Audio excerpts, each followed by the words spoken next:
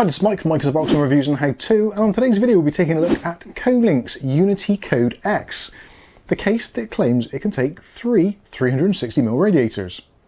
Keep watching to find out more.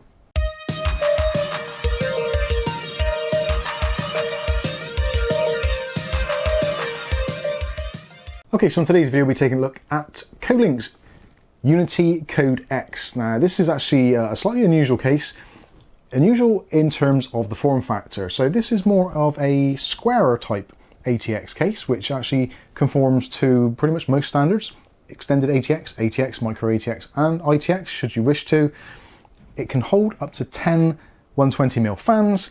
It claims to be able to hold three 360mm radiators, and also you can use coolers up to 165mm for traditional tower coolers, and it can fit a graphics card up to 400mm in length, which translated for you guys in the Americas, I'll put down there because I can't remember.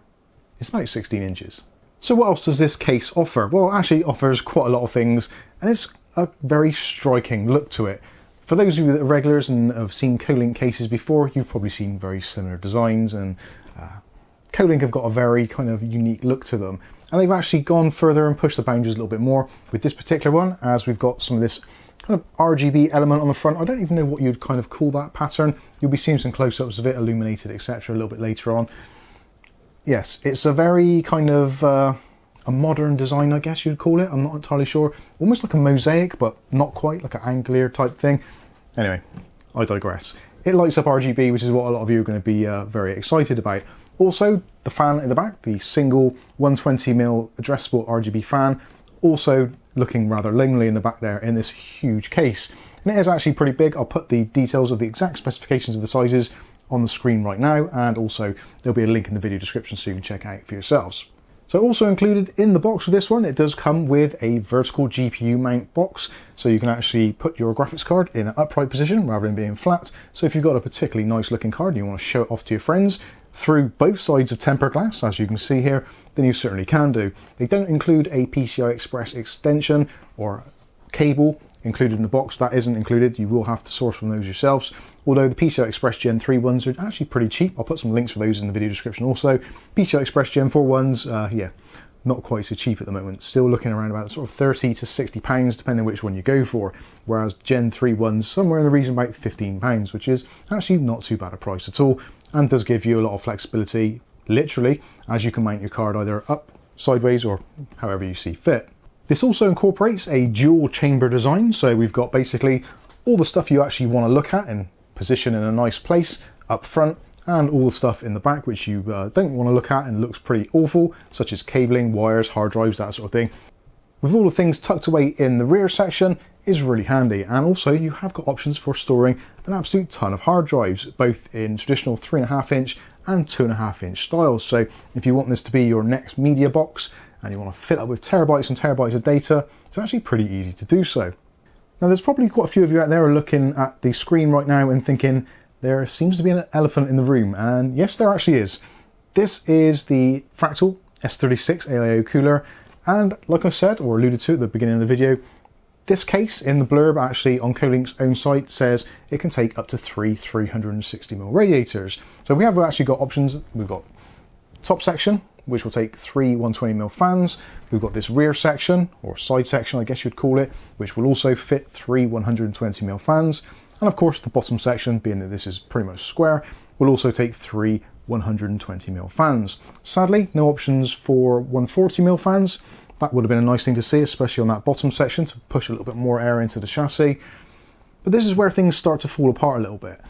Most radiators, even though they kind of conform to that 360mm spec, a lot of the times they're actually considerably bigger. So if you look at the one on the desk as we've got here, and there'll probably be some cutaways of this as well, you can see we've got our three 120mm fans, but quite often on the end you've got the block where the actual either pump is, or actually where the cables come out, or the tubes for the radiator. This is the bit which a lot of these cases of a similar design, I'm speaking of things like the Lianli 011, I'm also talking about this case, the Techware VXR behind me, and various others on the market which all kind of look very similar and have got a similar kind of layout. Unfortunately, I have actually tried this in here, and if you're looking at this case straight away, you don't want to watch the whole review, but you want to know if you can stick your 360mm radiator in here, is it going to be a problem? Sadly, I have to tell you, yes it is, and it's caused me a massive headache today. I've actually been looking at this case now for the last 2 or 3 hours on the desk, doing B-roll, doing some test fits and stuff like that, and it's not as easy as Kolink would make you think. Now you can put this particular radiator, AIO, it will physically fit in this top section, which is actually an improvement over the VXR, which it doesn't. You can put it in this side section, fits in there no problems at all, but I couldn't get it to fit in the bottom section. The Pci Express bit at the back overhangs a little bit too much, and it just makes the cables bend over, or the tubes bend over rather. So the bottom section, yeah, your mileage may vary whether or not you can get those radiators to fit. Now obviously if you're making up a custom system, custom loop, you can get around it by doing different fittings, that kind of stuff, to make these things fit. But do take into consideration physically how big a 360 AIO is. It isn't 360mm, and I think a lot of people do forget that, especially manufacturers at times when they're quoting what does and doesn't fit. I should carry on with this saying actually Kolink have generously sent this to us for review purposes, and actually we have got another case as well which is coming up shortly, so if you want to see how that goes as well, don't forget to hit the subscribe button and channel icon to be notified of future video releases. The other one is a very unusual deal with basically swappable front panels, so yeah, do stay tuned for that one. But anyway, back to this one. So let's take it apart, have a strip down, I'll show you around the case, show you the features, I'll fire up the RGB lighting towards the end so you can see what it looks like and get a better idea of what it's like. I am going to be doing a build in this. I'm not entirely sure what I'm going to put in it at the moment. Due to the fact that the radiator doesn't fit exactly where I wanted it to, for reasons which I'll show you shortly, it makes my decision a little bit more difficult to make. And that is one of the things that I think a lot of people will need to take away from this review of this case and others with that similar kind of design, is that it isn't always as simple as you think. Trying to get fans to work in a specific situation with a radiator, especially a 360mm AIO, which do seem to cause problems with most cases on the market these days. Anyway, let's get into taking this thing apart so you can take a look at it. So as you can see, we've got a full-size glass TG panel on this side. Also, we've got one on the front as well. This one on the front is actually held on with particularly large thumb screws, which I'm pleased to say weren't over tightened from the factory, so you didn't need to get any pliers or anything out to take them off. So that's worked out very nicely. And also the glass is on a rail system as well. So the glass, even if you do undo all of the screws, as I'm doing, it won't fall out, he says on camera, waiting for it to fall off. Famous last words. So it did want to come off a little bit. It is on rubber and it is on a rail, so it's not going to fall off straight away, but obviously, yeah, do be slightly careful with it.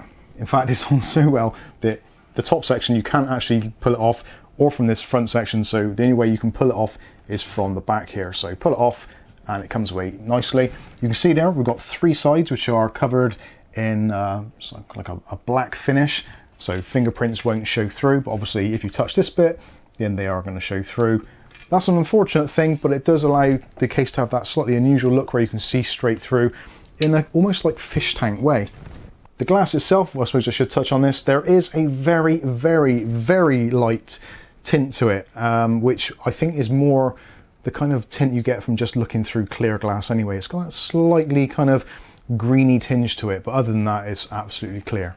So with the side panel off, we can get a better look inside and see what is going on. So as I said, begin with, so at the bottom here, we've got the section where you can put the 3 120mm fans. Again, I would have liked to have seen options to put maybe 140s in there. 2 140s at the bottom would be ideal, but yeah, it wasn't to be. They haven't got really enough room there to make it work, I don't think. There is reasonable ventilation on the bottom. The thing with the ventilation it's got, and I'll give you a close-up of the actual design of the ventilation, is those kind of slotted design. And for me personally, I would have liked to have seen the slots to have been cut out a little bit further. At the moment, we've got virtually identical room taken up by the bars as we have by the slots. So in terms of kind of square inchage or footage or whatever you want to call it, you've roughly got 50% of the fan's throughput actually blocked off. Generally with this kind of design, the slot design, it doesn't make a great deal of difference unless you're using a particularly weak fan. For most people, I think it's going to be absolutely fine. And again, with my VXR in the background, I've been doing virtually the same thing. Although the VXR does have those channels or the slots cut out a little bit wider. So yeah, do bear that in mind. Moving along at the bottom, underneath the PCI Express slots, there is some more ventilation there. The whole bit for the motherboard tray is kind of raised up a little bit, so if you do want to put those radiators or fans on the bottom, you can stack them up. If you have just a normal fan on the bottom, like a 25mm or 30mm fan, then it's going to come up to basically the line of the motherboard. If you wanted to put an AIO in there or a radiator, obviously that's going to raise it up accordingly. So if you've got a 25mm rad plus a 25mm fan, you're looking at 50mm, which is going to kind of come up to almost level with the motherboard.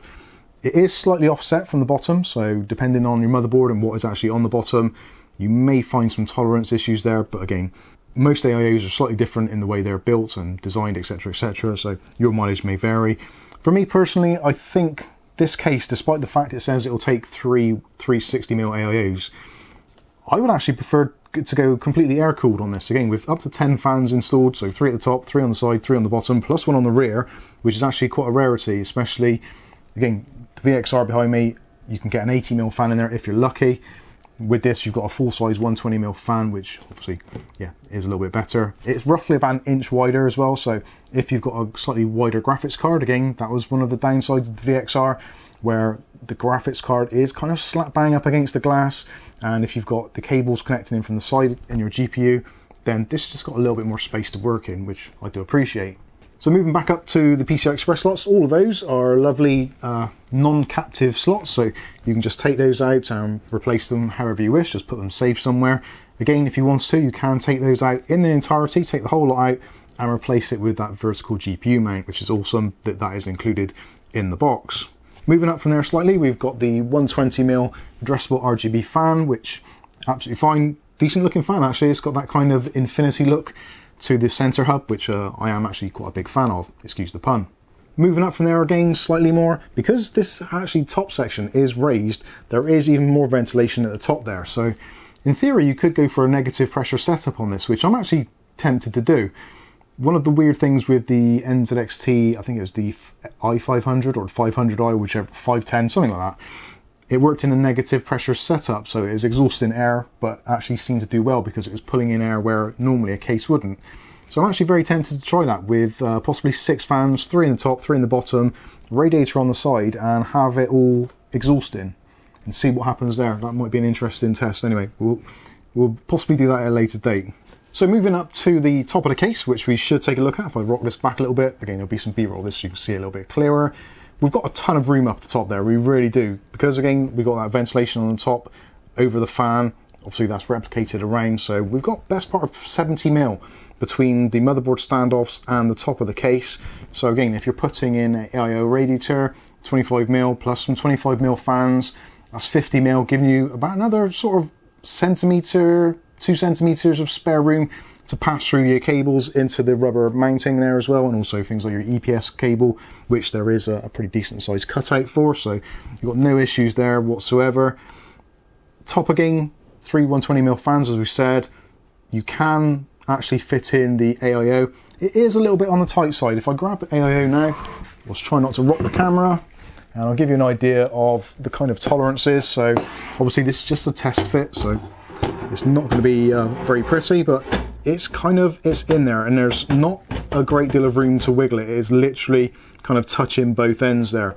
So yeah, it's not entirely ideal. There's not as much length in there as what I would have liked to have seen, but yeah, it will physically fit in there. So potentially that's where I would probably end up mounting it, because as we move down to the side part, this is where things get a little bit iffy in my opinion.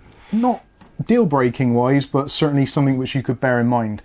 Now with the VXR, again, what I've got behind, what I ended up doing is, because if you try and put the whole lot in, it then impedes what you can actually put in terms of fans. So if you take a 360mm AIO and you put it straight in this back section, because of how far it sticks out, which is kind of 50mm, the first thing which is a trouble is actually putting the cables through the side, because it is actually quite a tolerance there. It's very, very tight, so do bear that in mind also. But if you just go for the 25mm, so maybe the fans on the front and the radiator actually on the back part of this, that gives you a little bit more wiggle room to get cables through. But unfortunately, with the way they've designed the ventilation on this side here, there isn't actually any way of passing these pipes through, or the water pipes. So that kind of rules that out, unless you're willing to take a Dremel to it and actually cut them out.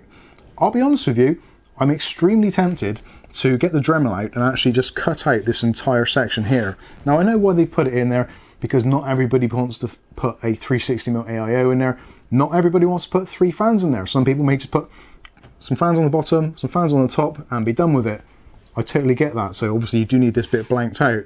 I would have loved for it to have been a screw-on panel. So just that whole panel, 4 screws, maybe 6 screws, holding it on. So if you want to put a radiator in there, take the panel out, you can put an AIO in there very, very easily. As it stands at the moment, it is actually quite a tricky thing to do. If you put the radiator in, which I'll show you now,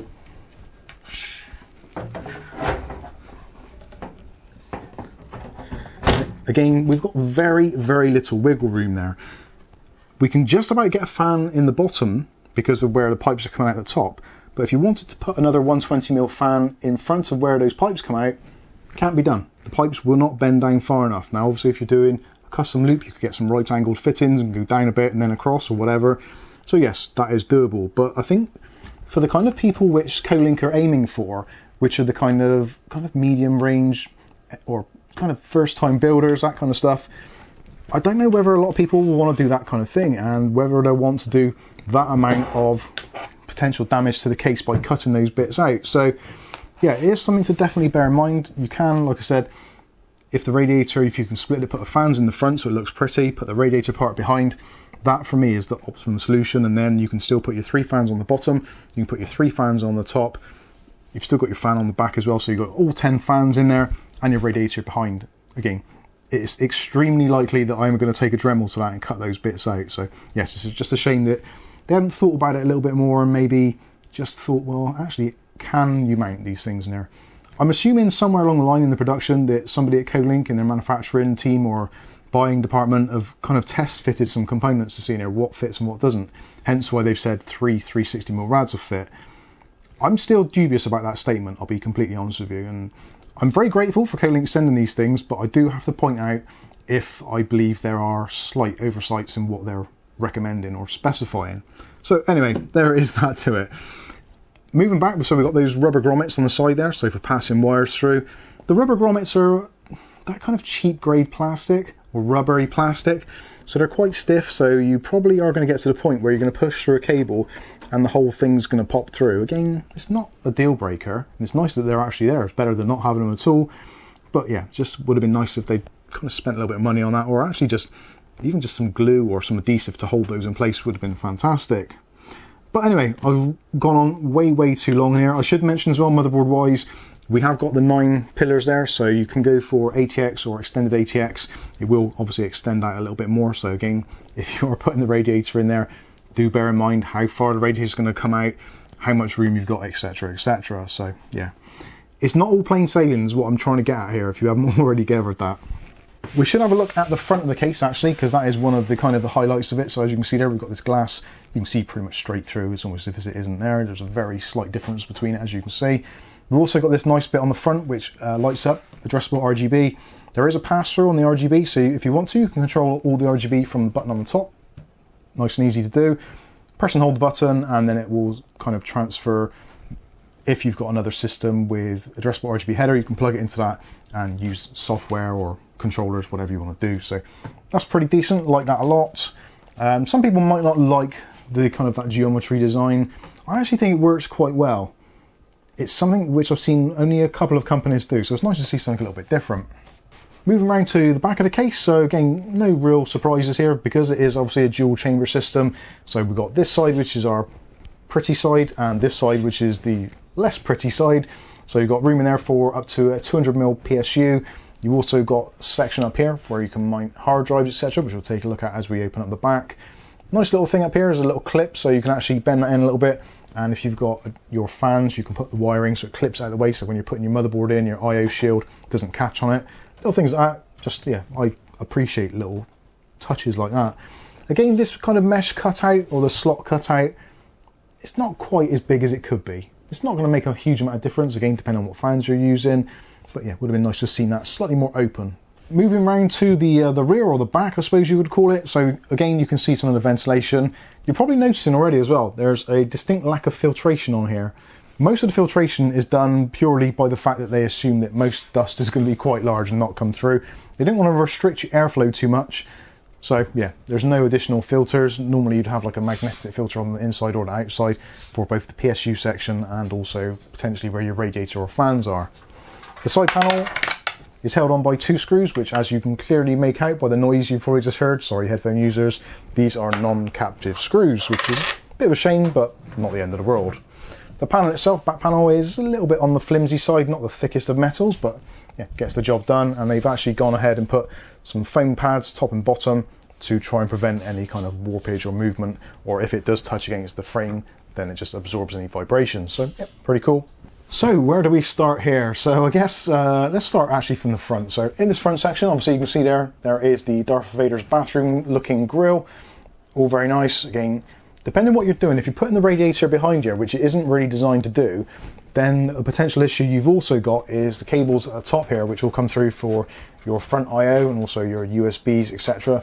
So those all aim straight down. So again, potentially those could interfere with a radiator, again, if you're putting it on the back here, or fans if you're putting it on the back there even. Yeah, definitely a work in progress as far as I'm concerned in terms of what I'm actually going to put in here.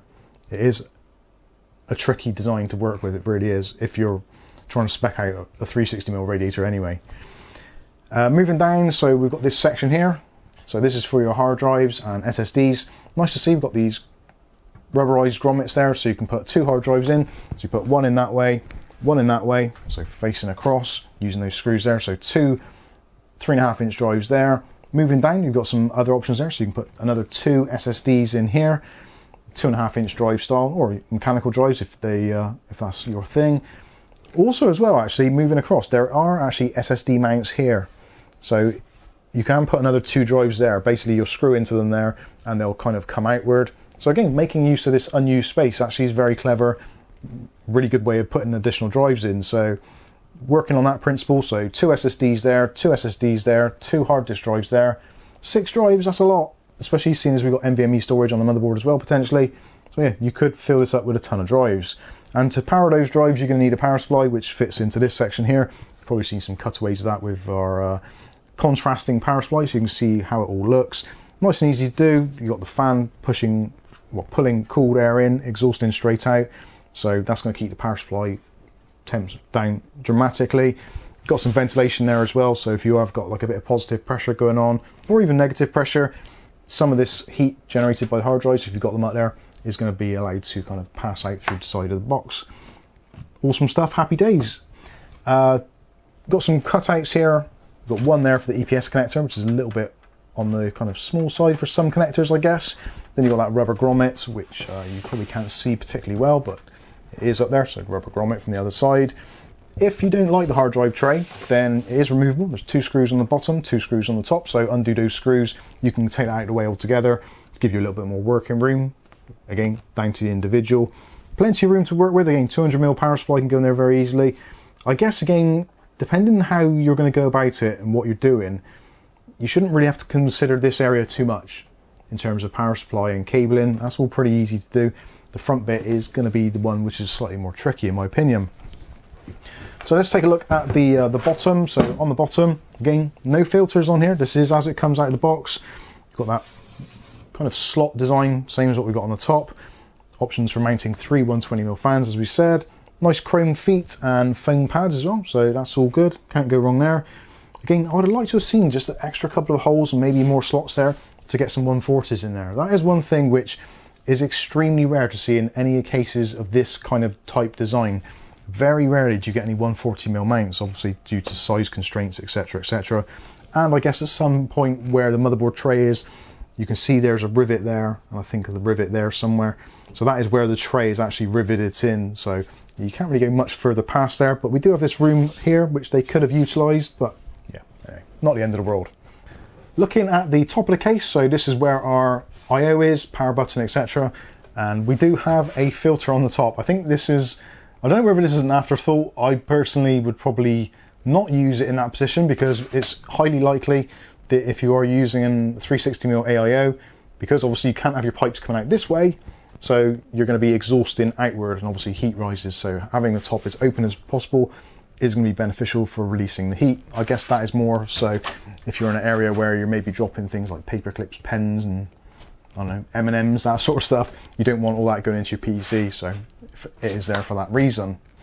I/O is a little bit on the sparse side, not a great deal going on here. So we've got our power button, which is nice and raised and large as well. Next to that, there is the reset button, which has been repurposed to an LED button. So you can press that to cycle through the lighting styles for the onboard RGB. You can, if you want to, disconnect it. It's just a simple connection to the controller on the front there. I would probably advise against it, to be honest with you, just in case for some reason it doesn't pick up your RGB on your motherboard. You can press and hold it to kind of kick it into gear. You've got hard drive LED and power LED. Next to that, you've got a separate pair of jacks, 3.5mm, so headphone and microphone. Then you've got a really bizarre setup for your USBs. So there is a USB 3.0, USB 3.0, and a USB 2.0 sandwiched in the middle of it, which is very, very odd.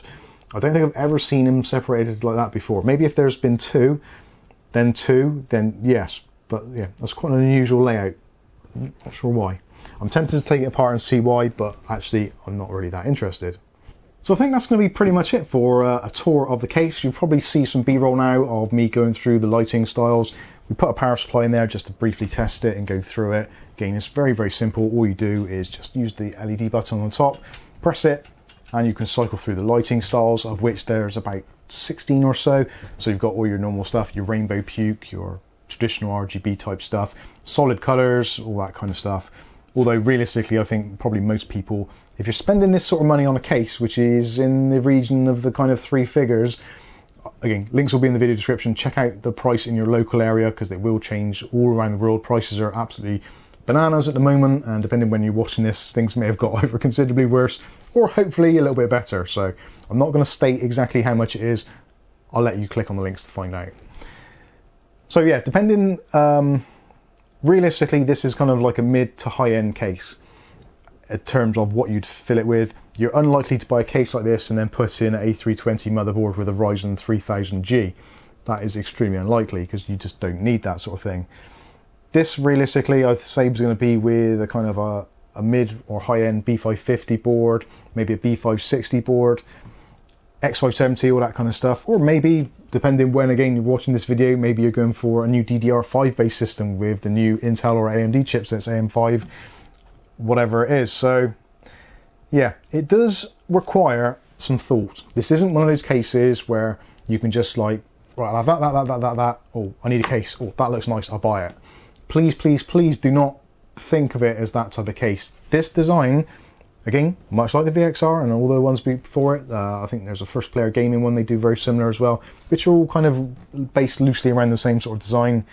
It does require thought and planning, because otherwise you're going to be buying parts for it, you're going to get them, be all excited, try and build it, and then you're going to realise that actually some stuff doesn't fit. So that is my my word to the wise. If you're watching this and you're liking the case, you're liking the look of it, and you want to do a build on it, fine, excellent, and there's no real reason why you shouldn't. Just do be aware that although it says it fits 360mm rads, physically doing that, I would say, is borderline impossible. I would love to be proven wrong. I don't have the components.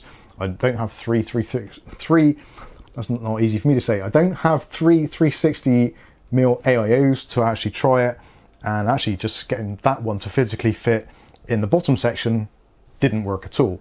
So I would say that rules it out for me personally. Again, let us know what you think about this one in the comments section below. I know I've gone on for a long time on this one, but there's actually a lot of things to cover.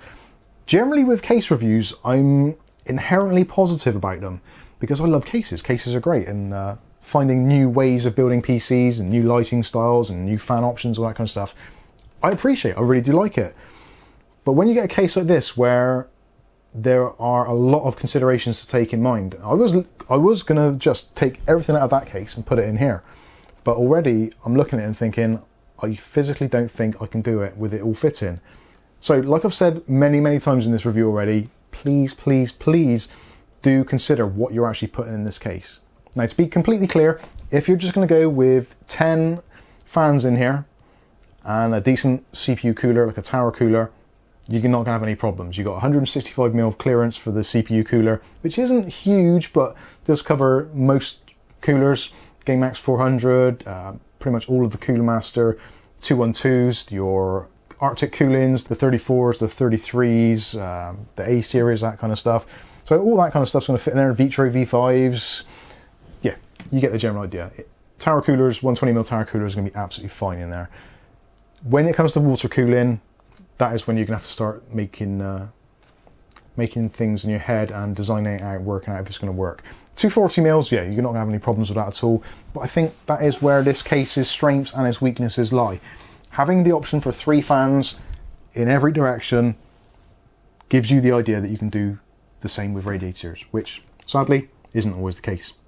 So anyway, let me know what you think in the comments section. As I said earlier, yeah, it's a really nice case. It troubles me trying to work out what I'm going to physically get to fit in it and actually make most of all the space. So I've been Mike, this is Mike's Unboxing Reviews and How To, and hopefully we'll catch you in the follow-up video to see how much hair I pulled out trying to make this work, which probably isn't going to be a great deal because it's not a lot to pull. Anyway, thanks for watching and I'll catch you in the next one.